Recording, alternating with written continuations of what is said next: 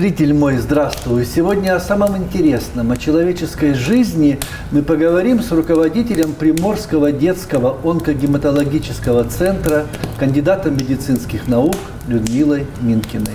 Здравствуйте. Добрый день. Доктор, а вы помните свое детство? Вот я сказал детский центр, а какое было детство у девочки Люды? Хорошее было детство, помню. Оно проходило у меня в сельской местности, потому что папа у меня был главным агрономом, а мама была преподавателем в школе. И поэтому мое детство проходило в таких замечательных условиях. И это центральная Россия, это Смоленская область, потом это Липецкая область. А потом уже в далеком 1961 году я приехала сюда на станцию Океанская. И теперь уже с 1961 года все время в городе Владивостоке. Минкина Людмила Михайловна. Родилась в 1947 году в Краснодарском крае в станице Павловская. С 1961 года живет в Приморье. В 1972 году окончила Владивостокский государственный медицинский институт по специальности «Лечебное дело». Более 10 лет работала педиатром. Сначала в детских поликлиниках Находки и Владивостока, затем в Дальневосточной центральной бассейновой больнице. В 1983 году поступила в клиническую ординатуру Владивостокского медицинского института, ныне ТГМУ. С 1985 по 1998 годы работала там же, ассистентом кафедры детских болезней. С 1998 года руководитель детского краевого онкогематологического центра, детский врач-гематолог-онколог высшей категории. В 2001 году защитила диссертацию и получила степень кандидата медицинских наук. Более 40 лет делится своими знаниями с молодыми специалистами, внедряет новые протоколы лечения онкологических и онкогематологических заболеваний у детей. В 2015 году стала обладателем национальной премии «Призвание» за участие в создании нового метода в лечении острых лейкозов, отличник здравоохранения Российской Федерации, почетный донор Российской Федерации, почетный работник здравоохранения Приморского края. Ведущий научный сотрудник отделения хирургии Национального медицинского исследовательского центра гематологии Минздрава России. А детство – это счастье, если вспоминать? Это только счастье. Вокруг была красота, был свежий хлеб, было сливочное масло, которое делала сама мама. Это был двор, это были поросенок, это была корова, это были дети, с которыми мы дружили. То есть и это познание мира было. Трудная же, там, война, послевоенная история. Да, это послевоенная история, но ощущение, что это трудно, что это сложно, в детстве такого, ведь это же ребенок. Тебя любят и все? Тебя любят и все. Мне очень повезло, потому что меня понимали до самого взрослого состояния, и, в общем-то, было легко очень с родителями. А девочка Люда какая была в детстве? Послушная или с характером? Наверное, послушная с характером. Вот как? А что значит послушная с характером? Что значит послушная, если мне не разрешалось и говорил, что так, это плохо, делать не надо, я старалась это не делать. Но когда-то, наверное, все-таки выпадало счастье сделать то, что нельзя. Поэтому я и говорю, что, наверное, было и то, и другое. Послушание, совершенное послушание, это что же? Это не детская черта. А я была настоящим ребенком, который мог кормить кролика, уходить куда-то на клеверное поле, собирать клевер для этих кроликов, а потом где-то бегать в лапту, круговую лапту. То есть это все было детство. А у вас братья и сестры есть? У меня старшие сестры и значительно старше меня. Вы самая маленькая? Да, и поэтому я росла одна. Вас любили, конечно, жалели все, как маленькую? Все, да. И старшие сестры, и папа, и мама. Но это, знаете, это было как... Это любовь, которую ты ощущаешь исподволь. Понимаешь, ты не задумываешься о том, это любовь или не любовь. Ты просто нужен в этой семье, и ты есть в этой семье. И тебя любят безусловно. Тебя любят безусловно. И поэтому вот это слово «любовь», оно у нас никогда не произносилось, но я очень четко знала, что я всегда, у меня есть тыл такой, который меня всегда защитит. А что было таким самым редким, желанным и долгожданным лакомством в детстве? Больше всего запомнилось, это послевоенные годы, они же были достаточно сложные, поэтому корова Манька у нас была, и это был сыр, который мы получали за счет того, что сдавали продналог молоком. И плюс ко всему это были сливочное масло и вкусный хлеб. И еще одно воспоминание – это Антоновка. Вот запах Антоновки у меня остался до сих пор. И, наверное, это вот то, что неизгладимо из детства. И сейчас таких яблок уже нету? Нет, Нет уже. запаха нет. Запаха того нет. А почему вы выбираете медицину? Казалось бы, такой сельский мир, далекий от медицины, одноэтажная жизнь. Наверное, если вернуться в детство и вернуться в юность свою, когда я познакомилась с тем, что людям надо помогать, у меня болела мама. У мамы были сердечные приступы достаточно тяжелые, и всегда на помощь приходил фельдшер Аполлонович. Я не знаю его имени, я знаю только отчество. Аполлонович. Как-то да, это очень... Он был такой добрый старичок, который всегда меня вводил под кожно-камфору. Вот это было, да, и ей снимались приступы, все было хорошо, и как-то в детстве, поскольку это было частые встречи с этим человеком, это запало в душу. Старшая сестра у меня врач и педиатр. И поэтому, наверное, вот какое-то такое чувство, что врачом это хорошо. Ну и в жизни так вот и получилось. Вы заканчиваете педиатрический факультет? Нет. Лечебный? Я закончила лечебный факультет. Приморского медицинского института. Он был Владивостокский медицинский институт. Институт такой. Да, я заканчивала Владивостокский медицинский институт. У меня в дипломе, что я врач лечебное дело, у меня профессия. В общем, я должна была быть терапевтом, никак не педиатром. Но большую часть жизни вы посвятили самой сложной, по моим ощущениям, как бы части медицины детской онкологии, онкогематологии даже. Почему, Людмила Михайловна? Половину, наверное, своей рабочей деятельности я посвятила детской онкологии. Я не хотела быть педиатром, я не понимала многих моментов в педиатрии, это для меня было очень далеко. А раньше было распределение, распределилась педиатром и не стала уходить от этого распределения, решила попробовать. Я попробовала на всю оставшуюся жизнь.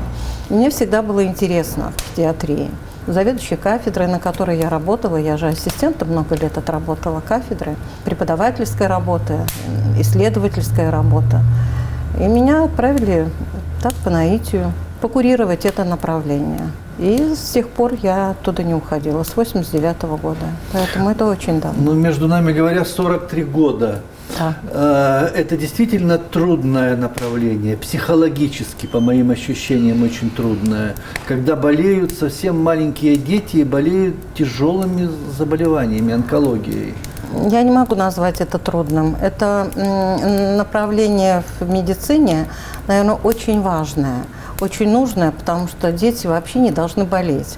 А если они больны, они должны выздоравливать. Это, наверное, основной девиз. Самое главное – любить их. И больными тоже. И тогда, в общем-то, это все получается просто. Людмила Михайловна, есть такое мнение, что не каждый доживает до своего рака. Рак – это болезнь стариков. Но почему раком болеют маленькие дети? Наверное, потому что дети, так же, как и взрослые, где-то встречаются с ситуациями стресса. Первый стресс, наверное, это рождение ребенка. Второй стресс – это активный рост ребенка. Потом половое созревание у ребенка. И он должен все преодолевать. И где-то на каком-то этапе что-то не получается. Конечно, чаще всего это генетически обусловленные процессы, когда иммунный механизм достаточно слабый или ослаблен чем-то. А рак детского возраста, он всегда, и детского, и взрослого, он всегда присутствует там, где есть ослабление иммунной системы. А у детей особенно такие моменты, когда иммунитет снижен, как мы говорим, идут периоды физиологического иммунодефицита, они встречаются чаще, чем у взрослых. Не чаще, а вообще встречаются только в детском возрасте. Вы как врач работаете с двумя категориями, и с ребенком, и с родителями. С кем сложнее порой? С родителями, с детьми несложно. Несложно? Понимаете, ребенок, он может поплакать, может огрызнуться, если это подросток. А потом он это все принимает и спокойно идет по периоду, этому периоду жизненному, когда ему надо лечиться, он это принимает и лечится. А родители, понимаете, и он не так осознает, ребенок, всю сложность той ситуации, которая связана с понятием онкологии. А родители – это взрослые, разумные люди, они уже оценивают сложность этой ситуации. Они знают, что может быть случиться всякая беда на этапах лечения и вообще в жизни. И поэтому с родителями убеждать их, помогать им, решать вопросы вместе с ними значительно сложнее, но в принципе это возможно. Победишь только в том случае, когда все трое смотрят в одну сторону, врач, родители и пациент? Несомненно. По-другому Несомненно, нет. это по-другому нельзя. Если родитель не соглашается, если он не верит, если он не помогает, ребенок тоже тогда начинает не верить. Я когда разговариваю с родителями, я им говорю, в палате плакать не надо. Придите ко мне в кабинет, поплачьте у меня в кабинете. А там вы должны быть красивая, теплая мама, Любящая, которая была добрая, всегда родная, любящая, добрая, уверенная, которая и кормит, и погладит, без крика, без шума, безо всего. Понимаете, он должен, ребенок, чувствовать, что мама верит в то, что он завтра будет здоров. Дети очень чувствительные, они значительно чувствительнее, чем взрослые. Они все читают по материнским глазам, по материнскому голосу, они к нему прислушиваются. Поэтому с детьми надо очень осторожно, надо их очень сильно любить и поверить в то, что выздоровление возможно. Онкологически больные дети взрослеют быстрее? Они мудреют. Их понимание жизни и отношение к жизни совершенно другое, потому что они прошли уже через боль, прошли через испытания, они знают, как ее преодолеть и что это возможно. А когда они возвращаются в класс к себе, там, где дети, которые не знают, что такое боль, и слава богу, что их обошло это, они, конечно, не понимают многих моментов. И поэтому наши дети просто мудрее, когда они приходят. Не по возрасту мудрые. Для этого нужна обязательно психологическая помощь, чтобы их вернуть в детство. Людмила Михайловна, а что вы чувствуете, когда делаете все и даже больше, а ребенок уходит? Ты понимаешь, что ты... Плачу. Вы плачете? И по сей день? И с больше 40 лет плачете? Ну, понимаете, это слезы, которые внутри, я плачу, да. А бывает, что и не внутри, а по-настоящему? Ну, чуть-чуть. Чтоб в кабинете. В кабинете одна на один, да. Чтобы никто не видел. Но не навзрыд. Понимаете, с каждым уходящим ребенком для нас это опыт, и надо понять, где, на каком этапе можно было что-то сделать иначе для того, чтобы у следующего ребенка, понимаете, то есть это тоже своего рода опыт работы с данной патологией. Если было бы все легко, если бы детская онкология была бы проста, и в ней бы не надо было решать постоянно какие-то очень серьезные вопросы. Ведь это же все равно остаются проблемы. Недаром много очень научно-исследовательских институтов, лабораторий, которые работают во всем мире над проблемами. Мир весь работает. И поэтому сказать, что мы добились стопроцентного успеха ни во взрослой, ни в детской онкологии, сказать это сегодня невозможно. А мы можем только сказать, что да, мы на сегодняшний день лечим лучше, чем мы лечили 10 лет тому назад. У нас есть новые успехи, у нас совершенно другие результаты. И мы должны стремиться к тому, чтобы, конечно, каждый ребенок, который заболел тяжелым заболеванием, он был здоров и ушел в большую жизнь. Хорошо. А что чувствует врач, когда раз и пошла динамика, пошла. Вы не поверите, и вот счастье. прям вот все, раз Счастье, и выскочил. не поверите. Мы очень осторожны в том проявлении своих чувств. Мы осторожны только потому, что мы проходим же, с каждым ребенком проходится большой тяжелый путь, сложный. Каждый ребенок – это целая страна. Это целая Ватикан, философия. маленький Ватикан. Это маленький Ватикан. И поэтому, когда мы чувствуем, что все идет неплохо, все идет хорошо, конечно же, врач радуется, это его победа. Но молчишь это до большая последнего. Победа, до последнего молчим. Как вы думаете, мы доживем до времени, когда большинство случаев онкологических заболеваний будут побеждены? Я надеюсь, что доживем. Но очень хочется, чтобы они к нам приходили пораньше, первой, второй стадии. Тогда мы можем говорить о том, что эти дети все пойдут в большую жизнь. И они к нам больше не придут. они имеют право к нам не прийти, потому что тот путь, который они прожили с врачами в больнице, это очень сложный тернистый путь, и о нем часто очень ни родителям, ни детям вспоминать не хочется. Поэтому иногда они уходят и стараются не приходить. Но я знаю, как они относятся к этому периоду, очень осторожно, и они говорят большое спасибо. Поэтому есть ради чего работать. Вы научились оставлять профессию за порогом дома? Профессия моя не дает мне права забывать дома об этом. Я могу дома не рассказывать об этом. Я могу дома не делиться своей профессией, потому что мне нужно оберегать своих близких. Какую-то боль, чужую боль привносить в семью я не имею права. Но о том, что в голове это не забывается, я могу просыпаться ночью. И думать. Вспоминать, даже принимать решения. Утром приходить и говорить, я сегодня... Не поменяем, там вот это да. Меня это лично не останавливает, но в дом я эту боль не приношу.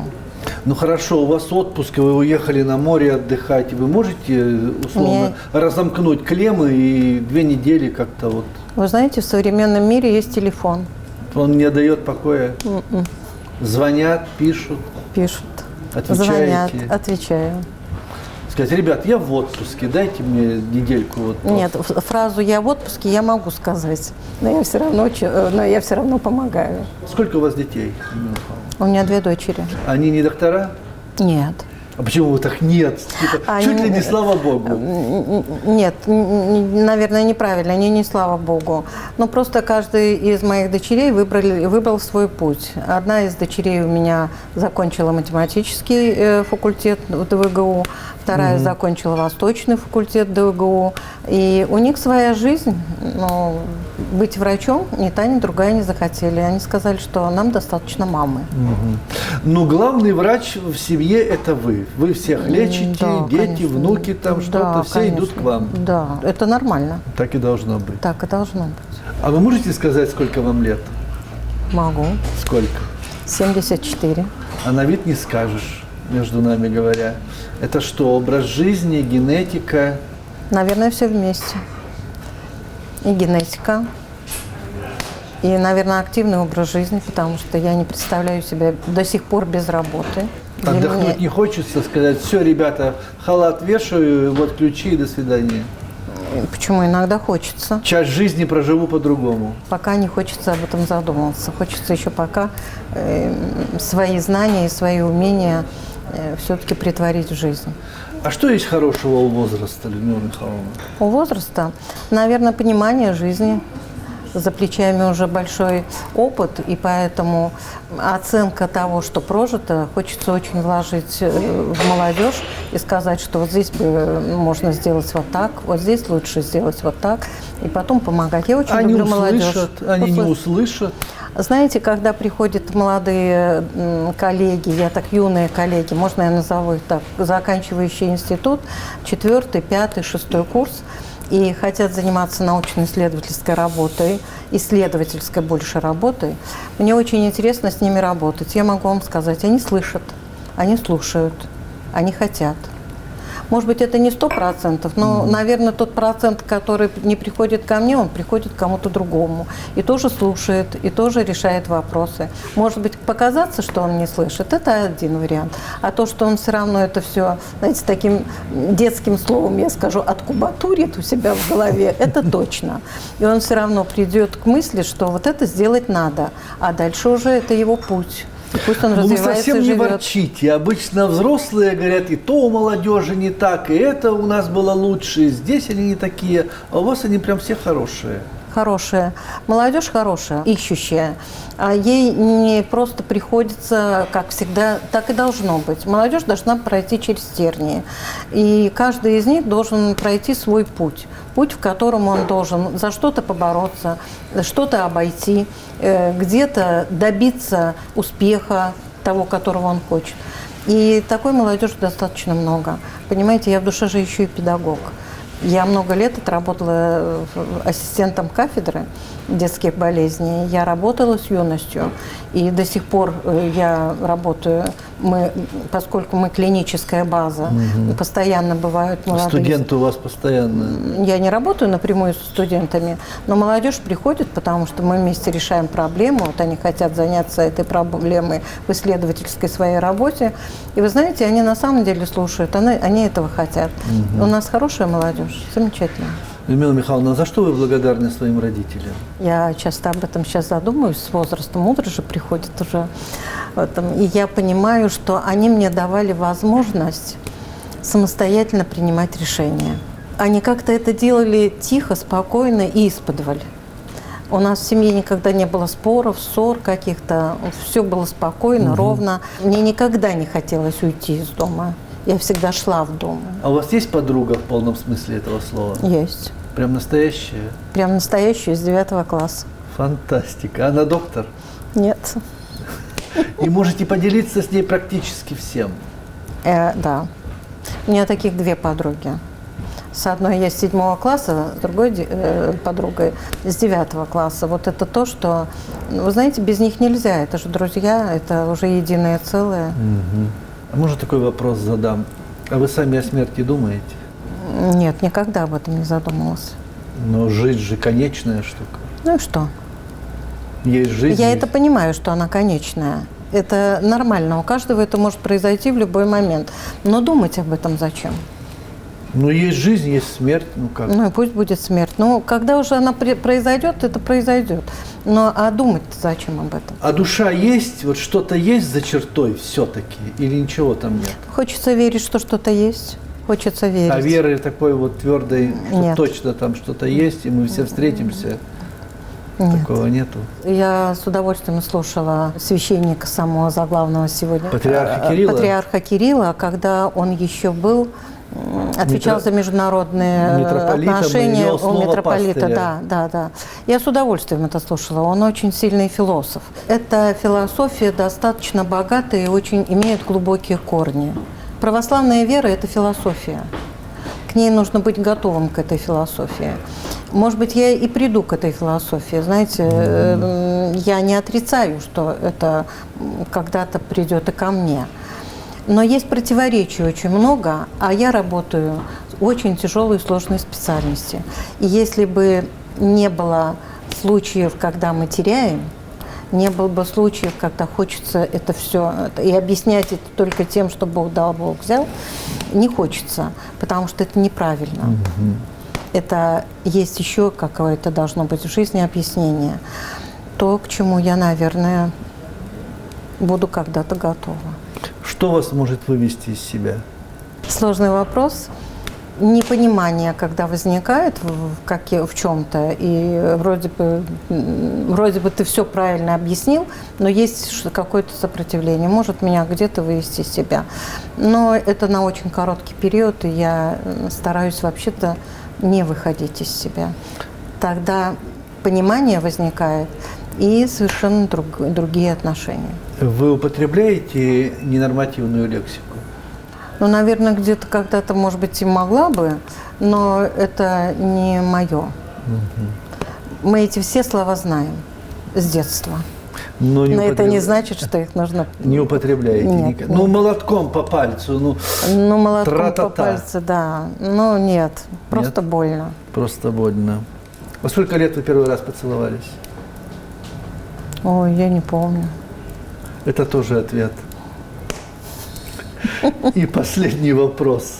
Что вам хочется от жизни, Людмила Михайловна? Мне хочется, чтобы мое состояние здоровья позволило мне дожить еще, вот, как вы сегодня сказали, очень интересно, 99 лет, и человек сегодня хорошо, пришел на программу, мыслит свободно, говорит свободно и живет будущим. Вот хотелось бы, чтобы вот как-то так вот в жизни было. Чтобы жить долго и качественно. Качественно. Вот это, наверное, главная мечта теперь уже в моем возрасте. Спасибо большое, вы были искренни. Это была Людмила Минкина. Мы говорили о самом главном и интересном, о единственной человеческой жизни. Всем добра и здоровья, берегите себя и живите, пожалуйста, долго. До свидания.